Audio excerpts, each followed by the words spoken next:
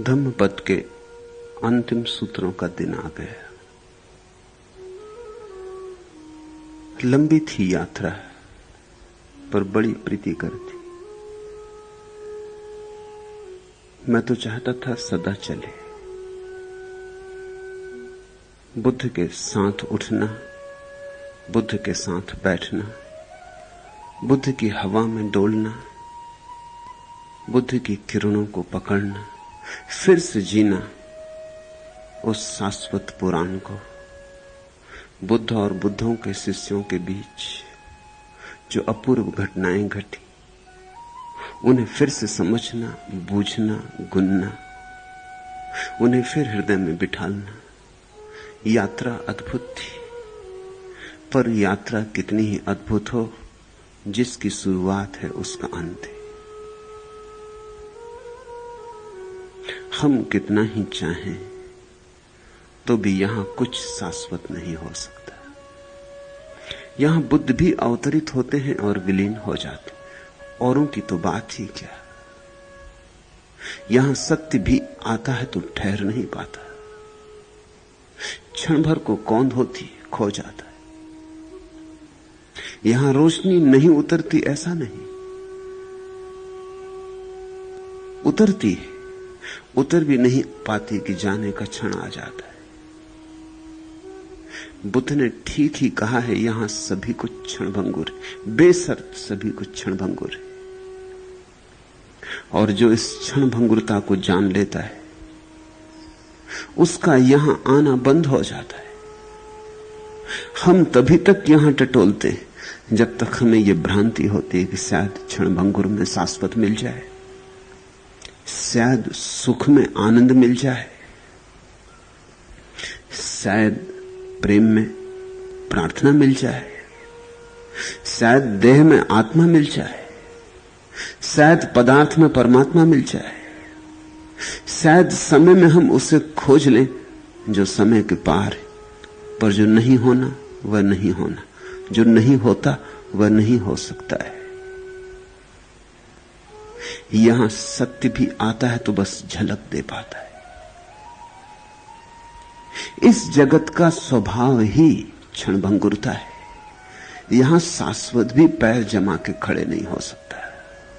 यह धारा बहती ही रहती। यहां शुरुआत है, मध्य और अंत है, और देर नहीं लगती। और जितनी जीवंत बात हो उतनी जल्दी समाप्त हो जाती। पत्थर तो देर तक पड़ा रहता, फूल सुबह खिले सांझ मुरझा जाते। यही कारण है कि बुद्धों के होने पर हमें भरोसा नहीं आता।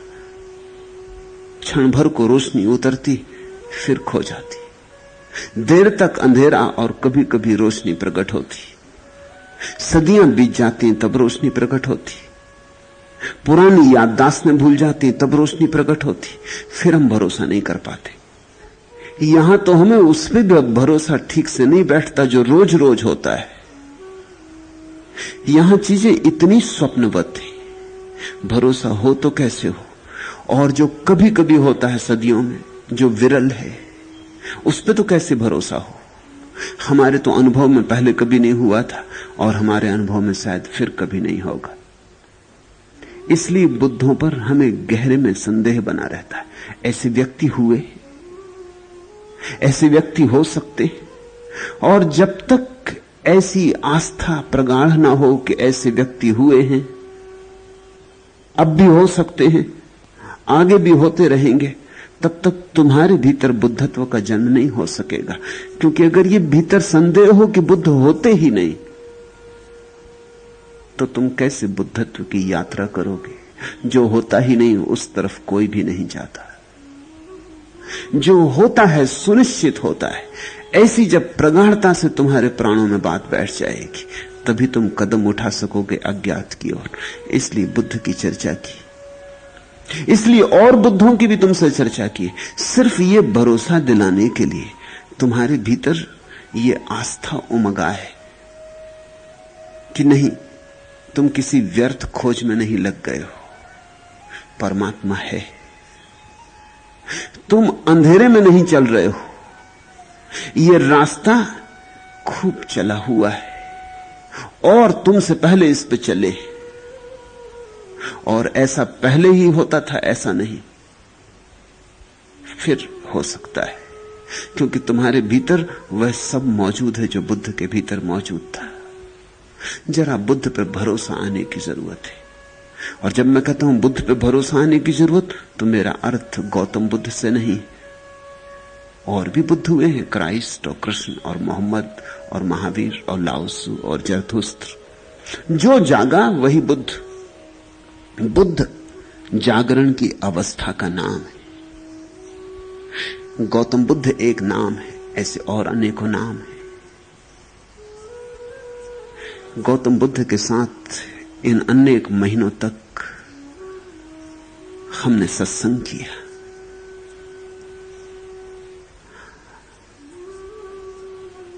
धम्मपद के तो अंतिम सूत्र का दिन आ गया, लेकिन इस सत्संग को भूल मत जाना, इसे संभाल के रखना। यह परम संपदा है।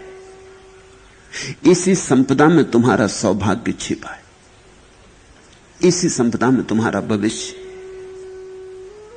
फिर इन गाथाओं को सोचना, फिर इन गाथाओं को गुनगुनाना, फिर इन अपूर्व दृश्यों को स्मरण में लाना,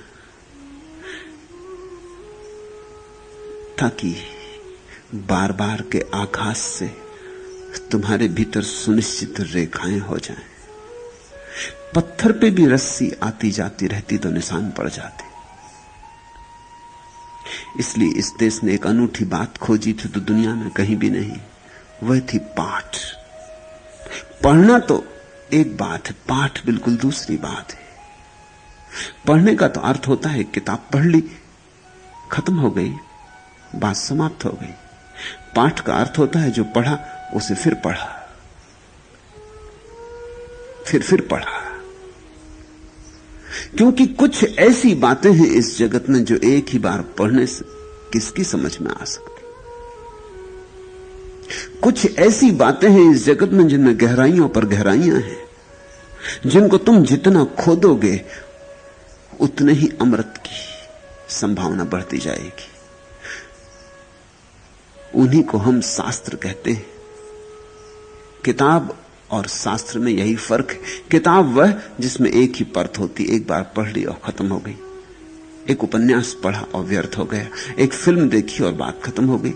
दोबारा कौन उस फिल्म को देखना चाहेगा? देखने को कुछ बचा ही नहीं, सतह थी, चुक गई।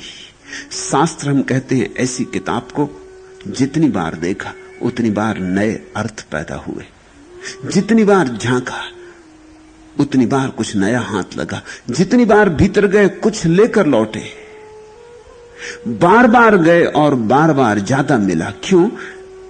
क्योंकि तुम्हारा अनुभव बढ़ता गया, तुम्हारे मनन की क्षमता बढ़ती गई, तुम्हारे ध्यान की क्षमता बढ़ती गई। बुद्धों के वचन ऐसे वचन हैं कि तुम जन्मों जन्मों तक खोदते रहोगे तो भी तुम आखिरी स्थान पर नहीं पहुंच पाओगे। आएगा ही नहीं, गहराई के बाद और गहराई, गहराई बढ़ती चली जाती। पाठ तो तभी समाप्त होता है जब तुम भी शास्त्र हो जाते हो, उसके पहले समाप्त नहीं होता। पाठ तो तब समाप्त होता है जब शास्त्र की गहराई तुम्हारी अपनी गहराई हो जाती। ऐसी ये अपूर्व गाथाएं थी। अंतिम गाथाओं के पहले इस दृश्य को समझ लें। पहला दृश्य, रेवत स्थिविर आयुष्मान सारीपुत्र के छोटे भाई थे। सारीपुत्र बुद्ध के अग्रणी शिष्यों में एक है। रेवत उनके छोटे भाई थे। वे विवाह के बंधन में बंधते बंधते ही छूट भागे थे, बीच बारात से भाग गए थे। बारात पहुंची ही जा रही थी,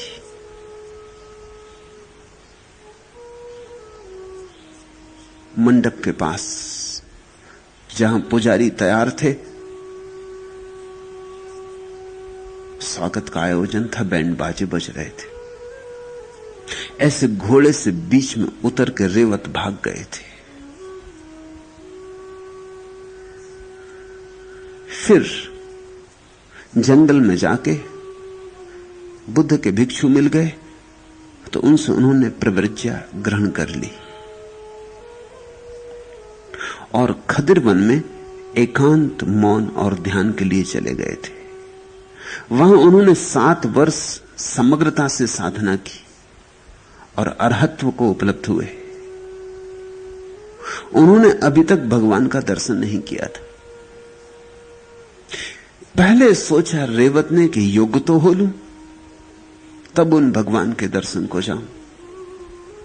पहले कुछ पात्रता तो हो मेरी, पहले आंख तो खोल लूं जो देख सके उन्हें, पहले हृदय तो निखार लूं जो झेल सके उन्हें, पहले भूमि तो तैयार कर लूं ताकि वे भगवान अपने बीज फेंके तो बीज यूं ही ना चले जाएं, उनका श्रम सार्थक हो।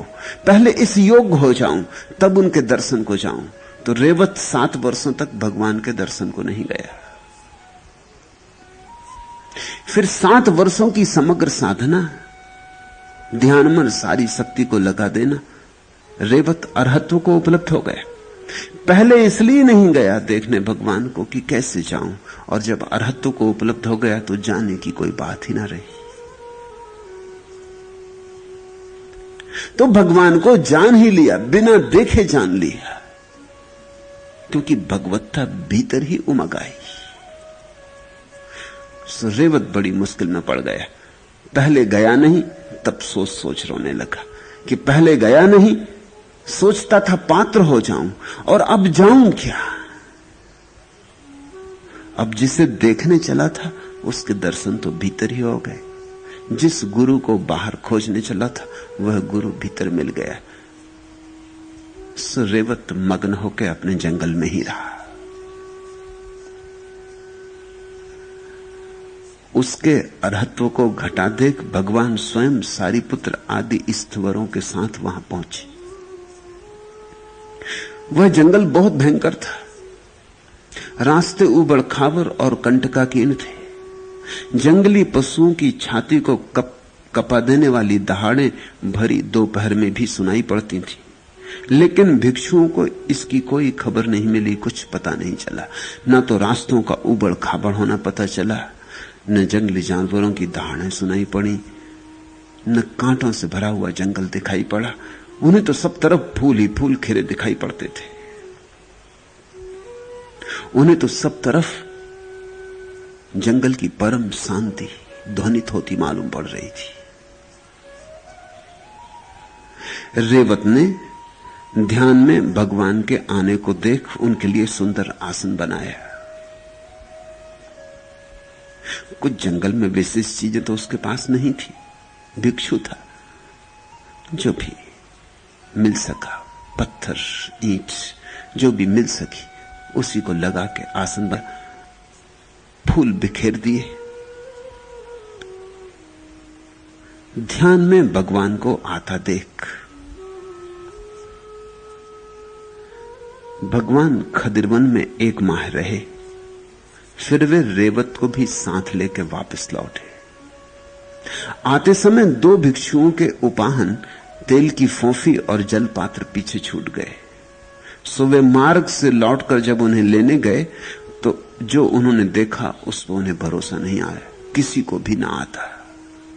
रास्ते बड़े उबड़ खाबड़ थे, जंगली पशु दहाड़ रहे थे, फूल तो सब खो गए थे, सारा जंगल कांटों से भरा था। इतना ही नहीं, रेवत का जो निवास स्थान घड़ी 2 घड़े पहले इतना रम्य था कि स्वर्ग को झें पाए, वो कांटों ही कांटों से भरा था। और जिस परम सुंदर आसन पर रेवत ने बुद्ध को बिठाया था उस पर कोई भिखारी भी बैठने को राजी ना हो, ऐसा कुरूप था। इतना ही नहीं, घड़ी भर पहले जो भवन अपूर्व जीवंतता से नाच रहा था वो बिल्कुल खंडहर था, वो भवन था ही नहीं। वो किसी न मालूम सदियों पहले कोई रहा होगा, उसके महल का खंडहर था। वे तो भरोसा ना कर सके। देख के वहां ऐसा लगा कि जैसे हमने कोई सपना देखा था। श्रावस्ती लौटने पर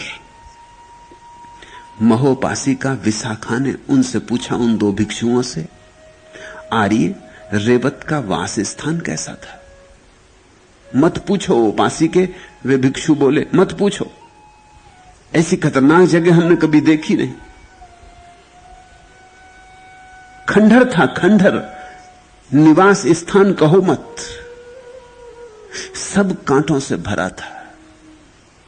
जंगल और भी बहुत देखे, मगर ऐसा भयानक जंगल नहीं।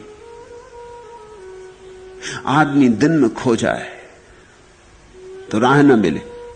भरी दोपहरी में ऐसा घना जंगल कि सूरज की किरणें न पार कर सकें वृक्षों को, और भयंकर जानवरों से भरा हुआ। बच के आ गए, यही कहो उपासी के। पूछो मत, वो बात याद दिलाओ मत। और ये रेवत कैसे उस जगह में रहता था? कांटों ही कांटों से भरा था वो खंडहर। इतना ही नहीं, सांप बिच्छुओं से भी भरा था। फिर विशाखा ने और भिक्षुओं से भी पूछा। उन्होंने कहा, आर्य रेवत का स्थान स्वर्ग जैसा सुंदर है, मानो रिद्धि से बनाया गया हो। चमत्कार है। महल सुंदर हमने बहुत देखे, मगर रेवत जिस महल में रह रहा था, ऐसा महल स्वर्ग के देवताओं को भी उपलब्ध नहीं होगा। इतनी शांति, इतनी प्रगाढ़ शांति, ऐसा सन्नाटा, ऐसा अपूर्व संगीतमय वातावरण नहीं, इस पृथ्वी पर दूसरा नहीं। इन विपरीत मंतव्यों से विशाखा स्वभावतः चकित हुई। फिर उसने भगवान से पूछा, बनते आर्य रेवत के स्थान के विषय में पूछने पर आपके साथ गए हुए भिक्षुओं में कोई उसे नरक जैसा और कोई उसे स्वर्ग जैसा बताते, असली बात क्या है? भगवान हंसे और बोले, उपासी के, जब तक वहां रेवत का वास था वह स्वर्ग जैसा था। जहां रेवत जैसे ब्राह्मण बिहरते हैं वह स्वर्ग हो ही जाता है, लेकिन उनके हटते ही वह नरक जैसा हो गया। जैसे दिया हटा लिया जाए और अंधेरा हो जाए, ऐसे ही मेरा पुत्र रेवत अरहत हो गया है, ब्राह्मण हो गया है। उसने ब्रह्म को जान लिया है। और तब उन्होंने ये गाथाएं कही थी, आशा यस न विज्जन्ति अस्मिन् लोके परमीचा निराशयम विसंयुक्तम तमहम ब्रूहि ब्राह्मणम। इस लोक और परलोक के विषय में जिसकी आशाएं नहीं रह गई हैं, जो निराशय और असंग है, उसे मैं ब्राह्मण कहता हूं। यस सालिया न विज्जन्ति अन्नाय अकंथ कथि अमतो गधम अनुपत्तम तमहम ब्रूमि ब्राह्मणम। जिसे आलय तृष्णा नहीं है, जो जानकर वीत संदेह हो गया है, और जिसने डूबकर अमृत पद निर्वाण को पा लिया है, उसे मैं ब्राह्मण कहता हूं। योध पुन्नंच पापंच उभो संग उपच्चेगा अशोकम विरजम शुद्धम तमहम ब्रूमि ब्राह्मणम। जिसने यहां पुण्य और पाप दोनों की आसक्ति को छोड़ दिया है, जो विगत शोक निर्मल और शुद्ध है, उसे मैं ब्राह्मण कहता हूं। सूत्रों के पूर्व दृश्य को खूब मनन करो, दृश्य पर ध्यान करो। रेवत स्थिविर सारिपुत्र का छोटा भाई था। बारात जाती थी, घोड़े पर बैठा होगा, लेकिन बीच से भाग गया। क्या हो गया? दुनिया में तीन तरह के लोग हैं। पहले, जिन्हें हम मूढ़ कहें, बुद्धिहीन कहें, वे अनुभव से भी नहीं सीखते, बार बार अनुभव हो तब भी नहीं सीखते। वे पुनः पुनः वही भूल करते। वे भूलें भी नई नहीं करते, वे भूलें भी पुरानी ही दोहराते। उनके जीवन में नया कुछ होता ही नहीं। उनका जीवन कोल्हू के बैल जैसा होता है, बस उसी में डोलता रहता, वही चक्कर काटता रहता, गाड़ी के चाक जैसा घूमता रहता है। एक आदमी अपनी पत्नी से बहुत पीड़ित था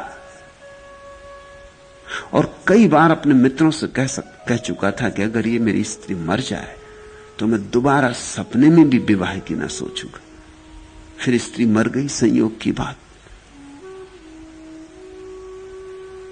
और 5-7 दिन बाद ही वो आदमी नई स्त्री की तलाश करने लगा। तो उसके मित्रों ने पूछा कि अरे अभी 5-7 दिन ही बीते और तुम तो कहते थे सपने में ना सोचूंगा। उन्होंने कहा छोड़ो भी, जाने भी दो। उस समय की बात उस समय की थी, सब बदल गया। अब सभी स्त्रियां एक जैसी थोड़ी होती। उसने दुख दिया तो सभी दुख देंगे, ऐसा थोड़ी। उसने फिर विवाह कर लिया और फिर दुख पाया।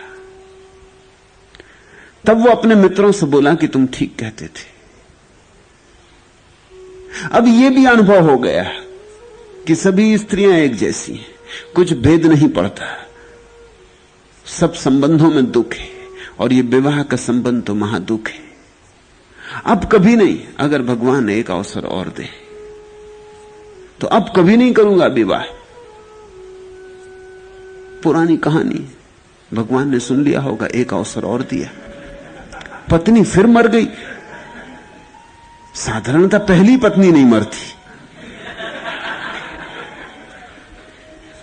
अक्सर तो ऐसा होता है कि पत्नी पति को मार के ही मरती। तुमने देखा, विधवाएं दिखाई पड़ती। स्त्रियों की शारीरिक उम्र पुरुषों से ज्यादा है, 5 साल ज्यादा औसत। अगर आदमी 70 साल जिएगा तो स्त्री 75 साल जीती। और एक मूढ़ता के कारण कि जब हम विवाह करते हैं तो हम पुरुष की उम्र 3-4 साल 5 साल ज्यादा। लड़का होना चाहिए 21 का और लड़की होनी चाहिए 16 की या 18 की। तो 5 साल का तो स्वाभाविक भेद है, 5 साल का भेद हम खड़ा कर देते तो पुरुष 10 साल पीछे पिछड़ जाता है। तो अगर पुरुष मरेगा तो उसके 10 साल बाद तक उसकी पत्नी की जिंदा रहने की संभावना है। तो पहली पत्नी ही नहीं मरती, पहली भी मरी, दूसरी मरी। ये कथा सतयुग की होगी, कलयुग में ये बातें कहां। दूसरी स्त्री के मरने के 5-7 दिन बाद ही वो आदमी फिर स्त्री तलाश करने लगा। मित्रों ने कहा अरे भाई अब तो समझ लो। वो आदमी मुस्कुराया और उसने कहा सुनो, अब मेरे बात में एक बात समझ में आ गई मेरे मन में कि आशा की हमेशा अनुभव पर विजय होती। अब मुझे फिर आशा बंध रही कि कौन जाने तीसरी स्त्री भिन्न हो। अरे किसने जाना। आशा पर अनुभव नहीं जीत पाता, अनुभव पर आशा जीत जाती। ये मूढ़ का लक्षण। दूसरे वे लोग हैं जिन्हें हम बुद्धिमान कहें, वे अनुभव से सीखते हैं, अनुभव के बिना नहीं सीखते। बुद्धिमान को पुनरुक्ति नहीं करनी पड़ती, एक ही अनुभव काफी होता, मगर एक अनुभव जरूरी होता है। बिना अनुभव के नहीं बुद्धिमान सीख सकता है, मगर एक काफी है। एक बार चख लिया समुद्र के पानी को तो सारे समुद्रों का पानी चख लिया, बात समाप्त हो गई। उस स्वाद ने निर्णय दे दिया, अब दोबारा यही भूल नहीं करेगा। मूढ़ बंधी बंधाई भूलें करता है, कुछ सीखता ही नहीं। इसका मतलब हुआ वही भूलें करने का मतलब हुआ कि कुछ सीखता नहीं, कि भूलों को बदल ले, नई करे, पुरानी छोड़े, कुछ नए उपाय करे। बुद्धिमान एक भूल को एक बार करता है। ऐसा नहीं कि बुद्धिमान भूलें नहीं करता, मगर जब करता है तो नई भूलें करता है। इसलिए बुद्धिमान विकासमान होता है, वो आगे बढ़ता है। हर अनुभव उसे नया ज्ञान दे जाता है। तीसरे व्यक्ति होते हैं जिनको प्रज्ञावान कहा जाता है। वे बुद्धिमान से आगे होते, वे अनुभव में नहीं गुजरते, वे अनुभव को बाहर से ही देख के जाग जाते, वे दूसरों का अनुभव देख के भी जाग जाते, उन्हें स्वयं ही अनुभव में जाने की जरूरत नहीं होती। पहला आदमी ऐसा कि जब गिरेगा आग में तो एक बार गिरेगा, 2 बार गिरेगा, रोज जलेगा, फिर गिरेगा। दूसरा आदमी ऐसा कि एक बार जल जाएगा तो समझ जाएगा, और तीसरा आदमी ऐसा कि दूसरों को गिरते देख के, जलते देख के ही समझ जाएगा। उसको प्रज्ञावान कहा है। रेवत प्रज्ञावान था। उसने देखे होंगे चारों तरफ विवाहित और दुखी लोग। विवाहित और दुखी करीब करीब पर्यायवाची शब्द है। विवाहित और तुमने सुखी देखा। इस बात को बचाने के लिए कहानियां विवाह के ऊपर खत्म हो जाती, फिर आगे नहीं जाती, क्योंकि आगे जाना खतरनाक है। फिल्में भी बैंड बाजा बज रहा, सहनाई बज रही और खत्म हो जाती, विवाह हुआ खत्म हुई। कहानियां पुरानी कहती हैं कि उन दोनों का विवाह हो गया, फिर वे दोनों सुख से रहने लगे, यहीं जाके खत्म हो जाती। फिर आगे की बात उठाना खतरे से खाली नहीं है। विवाह के बाद कौन कब सुख से रहा? विवाह के पहले लोग भला सुख से रहे हो। एक आदमी ही जब दुखी था तो 2 होकर दुगना दुख हो जाएगा, 1000 गुना हो जाएगा। 2 दुखी मिलेंगे तो सुख पैदा हो कैसे सकता है? 2 जहरों के मिलने से कहीं अमृत बनता है। और ध्यान रखना, कसूर न स्त्री का है न पुरुष का। कसूर यही है कि हमारी मौलिक भ्रांति है कि मैं दुखी हूं, कोई स्त्री भी दुखी है, हम दोनों मिल बैठेंगे, साथ साथ हो जाएंगे तो दोनों सुखी हो जाएंगे। हम एक असंभव बात की कल्पना कर रहे हैं। मैं दुखी हूं, स्त्री दुखी है, अकेली वह भी दुखी है, अकेला मैं भी दुखी हूं। ये 2 दुखी आदमी एक दूसरे से मिलकर दुख को अनंत गुना कर लेंगे। ये जोड़ ही नहीं होगा, गुणनफल होगा। और तब तड़फेंगे, तब परेशान होंगे। रेवत ने देखा होगा चारों तरफ, रेवत ने देखे होंगे अपने मां बाप, रेवत ने देखे होंगे अपने पड़ोसी, अपने बुजुर्ग, अपने परिवार के लोग। और फिर रेवत ने यह भी देखा होगा सारीपुत्र का सब छोड़ के संन्यास्त हो जाना, बड़े भाई का। फिर उसने यह भी देखा होगा इस सारीपुत्र की आंखों में एक और ही आभा आ गई। फिर उसने यह भी देखा होगा कि सारीपुत्र पहली दफे आनंदित हुए, ऐसा आनंदित आदमी उसने नहीं देखा था। ये सब बातें वो चुपचाप देखता रहा होगा। ये सारी बातें इकट्ठी उसके भीतर घनी होती रही होंगी। फिर घोड़े पर सवार होकर जब लोग उसे आग की तरफ ले चलने लगे और जब बैंड बाजी जोर से बजने लगे, तब उसके भीतर निर्णय की घड़ी आ गई होगी। उसने सोचा होगा अब सोच लूं या फिर सोचने का आगे कोई उपाय ना रहेगा। कुछ करना हो तो कर लूं, अन्यथा घड़ी भर बाद फिर करना झंझट से भर जाएगा। उसने देखा होगा सारीपुत्र घर छोड़ के गए तो उनकी पत्नी कितनी दुखी है। सारीपुत्र परम सुख को उपलब्ध हो गए, लेकिन पत्नी बहुत दुखी है। पति जिंदा है और पत्नी विधवा हो गई, जीते जी पति के। दुखी ना होगी तो क्या होगा? सारीपुत्र घर छोड़ के चले गए, उनके बेटे दीनहीन और अनाथ हो गए। सारीपुत्र तो परम अवस्था को उपलब्ध हो गए, लेकिन थोड़ी खटक तो है इसमें कि ये बच्चे अनाथ हो गए, ये पत्नी दुखी है, बूढ़े मां बाप चिंतित हैं, परेशान हैं, उनको ये बोझ ढोना पड़ रहा है सारीपुत्र की पत्नी और बच्चों का। ये सब बातें सघन होती रही होंगी। उस घड़ी में इन सारी बातों का जोड़ हो गया। उसने सोचा होगा अब एक क्षण और रुक जाऊं कि मैं भी उसी जाल में पड़ जाऊंगा और मैं भी वही करूंगा जो सारीपुत्र ने किया। बेहतर है मैं भाग जाऊं। कुछ बहाना करके उतर गए होंगे कि जरा घोड़े से उतर जाऊं, और भागे सो भागे, फिर घोड़े पे वापस नहीं लौटे। शायद दूल्हे को घोड़े पे बिठा के इसलिए ले जाते होंगे जिसमें भाग ना सके।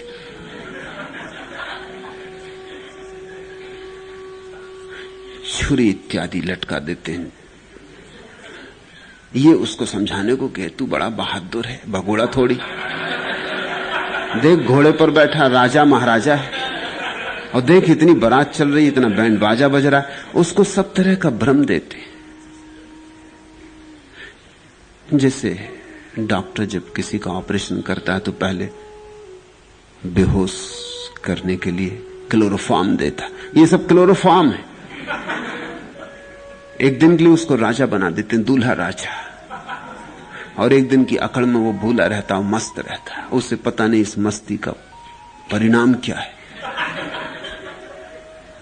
मगर ये रेवत बड़ा होशियार आदमी रहा होगा, प्रज्ञावान रहा होगा। ये उतरा और चुपचाप भाग गया। इसने फिर पीछे लौट के नहीं देखा, जंगल चला गया।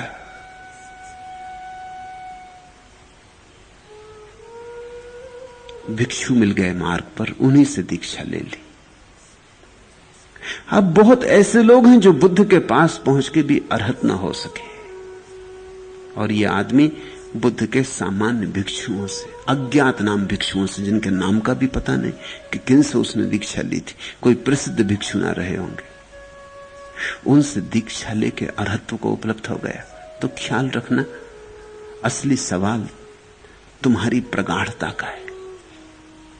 तुम बुद्ध के पास हो के भी चूक सकते हो अगर प्रगाढ़ नहीं हो, अगर तुम्हारे भीतर त्वरा और तीव्रता नहीं, अगर सारे जीवन को दांव पर लगा देने की हिम्मत नहीं, तो बुद्ध के पास भी चूक जाओगे। और अगर सारे जीवन को दांव पर लगा देने की हिम्मत है तो किसी साधारण जन से दीक्षा लेके भी पहुंच जाओगे। एकांत, मौन और ध्यान, इन तीन चीजों में रेवत संलग्न हो गया। अकेला रहने लगा, चुप रहने लगा और अपने भीतर विचारों को विदा करने लगा। यही तीन सूत्र हैं समाधि के। एकांत, ऐसे रहो जैसे तुम अकेले हो, कहीं भी रहो ऐसे रहो जैसे तुम अकेले हो, न कोई संगी है न कोई साथी। भीड़ में भी रहो तो अकेले रहो, परिवार में भी रहो तो अकेले रहो।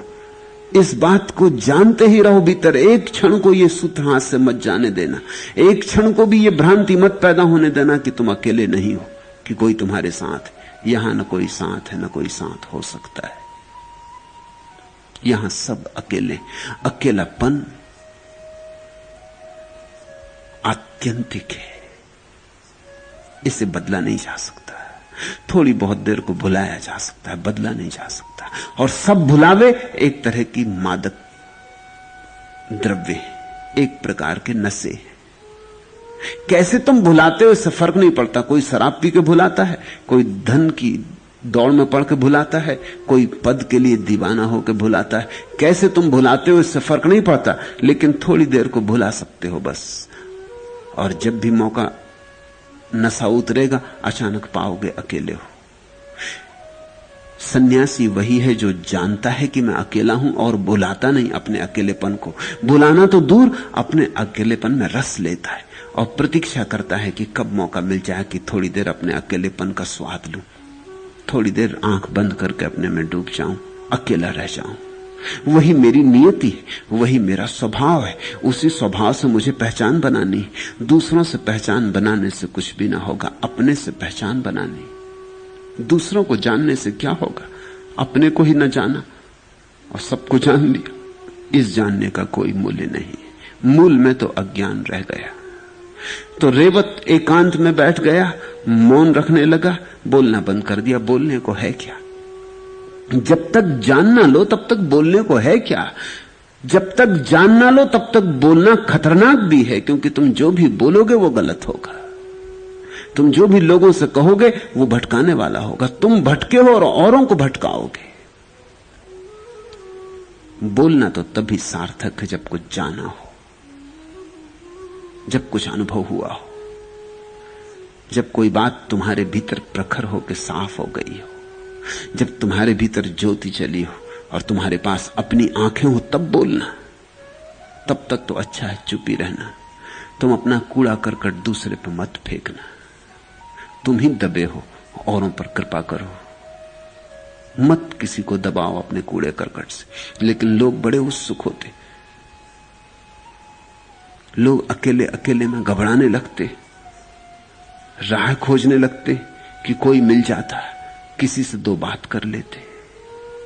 बात करने का मतलब कुछ कचरा वो हमारी तरफ फेंकता, कुछ कचरा हम उसकी तरफ फेंकते। ना हमें पता है ना उसे पता है। इसको लोग बातचीत कहते हैं। ये बातचीत महंगी है, क्योंकि दूसरा भी अपने अज्ञान को छिपाता है और अपनी बातों को इस तरह से कहता है जैसे जानता हो। तुम भी अपने अज्ञान को छिपाते हो और अपनी बातों को इस तरह से कहते हो जैसे तुमने जाना है। दोनों एक दूसरे को धोखा दे रहे हो, और अगर दूसरे ने मान लिया तुम्हारी बात को तो गड्ढे में गिरेगा। तुम खुद गड्ढे में गिरते रहे हो। तुम्हारी बात मान के जो चलेगा वो गड्ढे में गिरेगा। इसलिए तो कोई किसी की सलाह नहीं मानता। तुमने देखा, दुनिया में सबसे ज्यादा चीज जो दी जाती है वो सलाह है, और सबसे कम जो चीज ली जाती है वो भी सलाह है। कोई किसी की मानता नहीं। बाप की बेटा नहीं मानता, भाई की भाई नहीं मानता, मित्र की मित्र नहीं मानता, अध्यापक की शिष्य नहीं मानता। एक लिहाज से अच्छा है कि लोग किसी की मानते नहीं। अरे गिरना है तो कम से कम अपने ही गड्ढे में करो। दूसरे की सलाह लेकर दूसरे के गड्ढे में क्यों गिरना? अपने गड्ढे में गिरोगे तो शायद कुछ अनुभव भी होगा। अपने तरफ से गिरोगे, अपने हाथ से गिरोगे तो शायद निकलने की संभावना भी है। अवश्य दूसरे की सलाह से गिरोगे तो निकलने की संभावना भी न रह जाएगी। मैं तुमसे कहना चाहता हूं, अपने ही पैर से चल के जो नरक तक पहुंचा है वो वापस भी लौट सकता है। जो दूसरों के कंधों पर चढ़ के पहुंच गया है वो लंगड़ा है, वो वापस कैसे लौटेगा? उसको लौटना बहुत असंभव हो जाए। और नरक तक ले जाने वाले लोग तो तुम्हें बहुत मिल जाएंगे, एक ढूंढो 1000 मिल जाएंगे, लेकिन नरक से स्वर्ग तक लाने वाला तो बहुत मुश्किल। नरक में कहां पाओगे ऐसा आदमी जो तुम्हें स्वर्ग तक ले जाए? यहां से नरक तक जाने के लिए तो सब गाड़ियां बिल्कुल भरी हैं, लबालब भरी, लेकिन नरक से इस तरफ आने वाली गाड़ियां चलती कहां? उनको चलाने वाला नहीं है कोई। अच्छा ही है कि कोई किसी की सलाह नहीं मानता। रेवत भाग गया, एकांत में बैठ गया, चुप हो गया, बोलता ही ना था।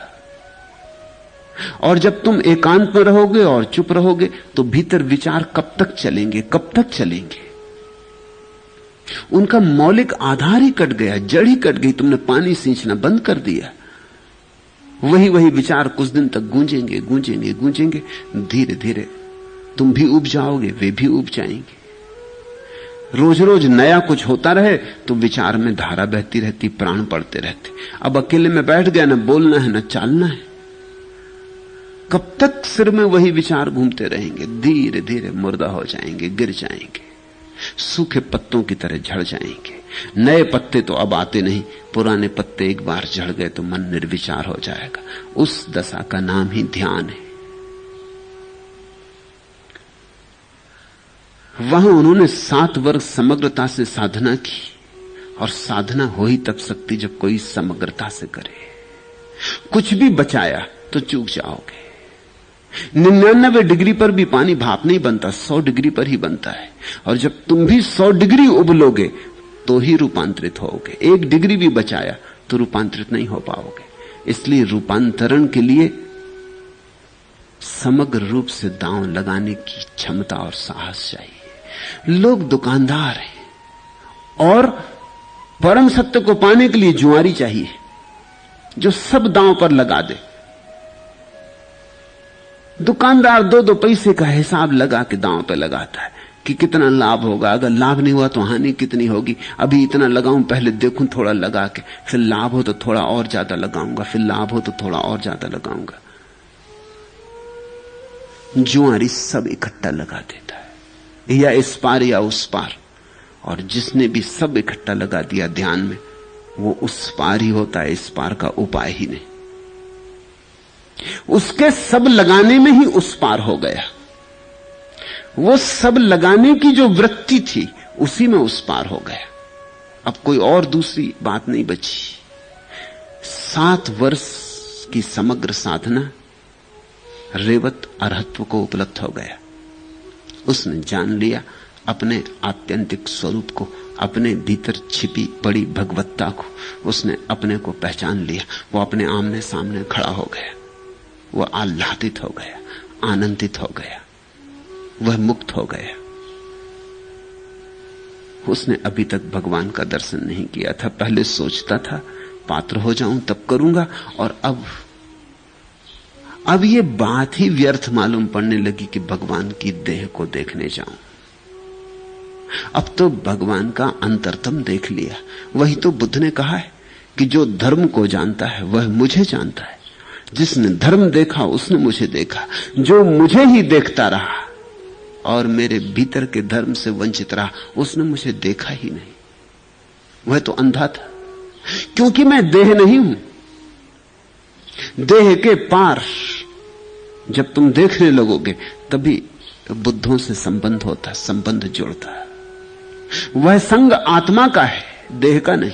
तो पहले तो सोचा था, ठीक ही सोचा था, रेवत बड़ा प्रज्ञावान है, ठीक ही सोचा कि पहले पात्र तो हो जाऊं, उन भगवान की आंख मेरे ऊपर पड़े इस योग तो हो जाऊं, उनके चरण छूं इस योग हाथ तो हो जाएं, कुछ हो तो मेरे पास चढ़ाने को। ऐसे खाली खाली क्या जाना, कुछ लेके जाऊं, कुछ ध्यान की संपदा लेके जाऊं, कुछ उनके पैरों में रखने की मेरे पास सुविधा हो, कुछ कमा के जाऊं।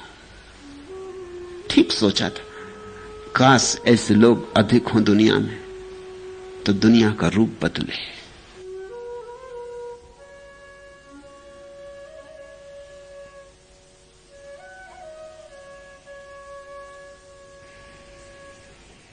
अक्सर तो ऐसा होता है कि अपात्र भी बुद्धों के पास पहुंच जाते हैं और पहुंच के ही सोचते हैं कि सब हो गए। फिर वे बुद्धों को ही दोष देने लगते हैं कि आपके पास आए इतने दिन हो गए, अभी तक कुछ हुआ क्यों नहीं। फिर वे बुद्धों पर शक करने लगते हैं कि जब इतने दिन हो गए और कुछ नहीं हुआ तो मालूम होता है ये बुद्ध सच्चे नहीं।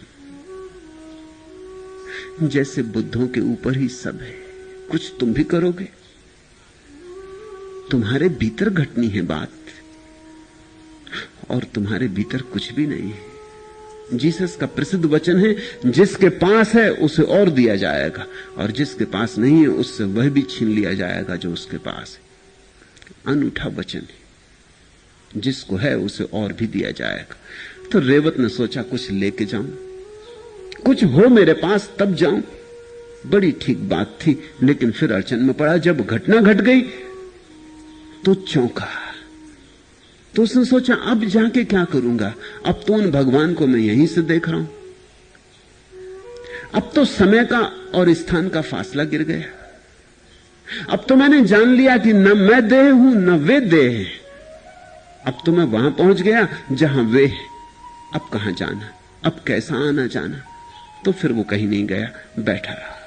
और तब ये अपूर्व घटना घटी। उसके अर्हत्व को घटा देख भगवान स्वयं सारिपुत्र आदि स्थवरों के साथ वहां गए। यही है सत्य। जिस दिन तुम तैयार होगे भगवान स्वयं तुम्हारे पास आता है। तुम्हारे जाने की कहीं कोई जरूरत नहीं। जिस दिन तुम्हारी तैयारी पूरी है उस दिन परमात्मा उतरता है। ये अर्थ है इस कहानी का। तुम्हें कहीं जाने की जरूरत नहीं, न मक्का, न काबा, न काशी, न कैलाश। तुम्हें कहीं जाने की जरूरत नहीं, न जेरूसलम, न गिरनार। तुम्हें कहीं जाने की जरूरत नहीं। फिर तुम जाओगे भी कहां, कहां खोजोगे उसे। जब यहां नहीं दिखाई पड़ता तो कैलाश पे कैसे दिखाई पड़ेगा। अंधा आदमी यहां अंधा है, कैलाश पे भी अंधा होगा। जब यहां नहीं मिलता तो काशी में कैसे मिलेगा। मिलना तो तुम्हें है। नजर तुम्हारी निखरी होनी चाहिए, आंखें तुम्हारी खुली होनी चाहिए, हृदय तुम्हारा प्रफुल्लित होना चाहिए, फूल की तरह खिला हो। यहां नहीं खिल रहा है, काबा में कैसे खिलेगा। तुम समझते हो जो काबा में रहते हैं वो परमात्मा को उपलब्ध हो गए। तुम सोचते हो काशी में रहने वाले परमात्मा को उपलब्ध हो गए।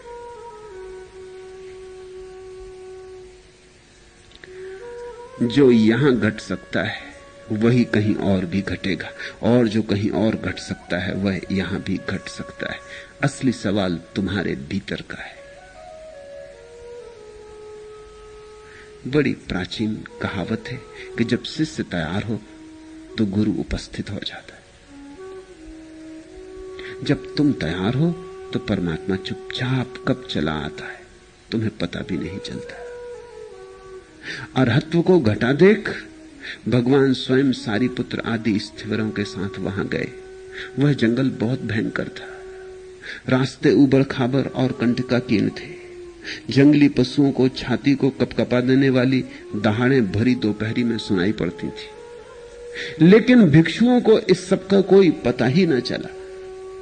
जिन्हें भगवान का साथ है उन्हें यह सब पता चलेगा ही नहीं। बुद्ध के साथ चलते थे, बुद्ध की छाया में चलते थे, बुद्ध की रोशनी में चलते थे। बुद्ध का एक वायुमंडल था, उसमें चलते थे, सुरक्षित थे। ये जंगल जैसे था ही नहीं। रास्ते उबड़ खाबड़ नहीं थे। नजर बुद्ध पे लगी हो तो कहां रास्ता उबड़ खाबड़। रास्तों में कांटे पड़े थे, लेकिन नजर बुद्ध जैसे फूल पे लगी हो तो किसको ये छोटे मोटे कांटे दिखाई पड़ते हैं। जंगल में जंगली आवाज गूंज रही होंगी जरूर। कोई जंगल के जानवर भिक्षुओं को देख के चुप नहीं हो जाएंगे। लेकिन जिसका हृदय बुद्ध को सुनने में लगा हो, उनके पदचाप को सुनने में लगा हो, जो यहां एकाग्र चित्त होकर डूबा हो, उसे सब खो जाता है। तुमने देखा ना, तुम जब कभी एकाग्र चित्त हो जाओ तो आकाश में बादल गरजते रहें और तुम्हें सुनाई ना पड़ेंगे। ट्रेन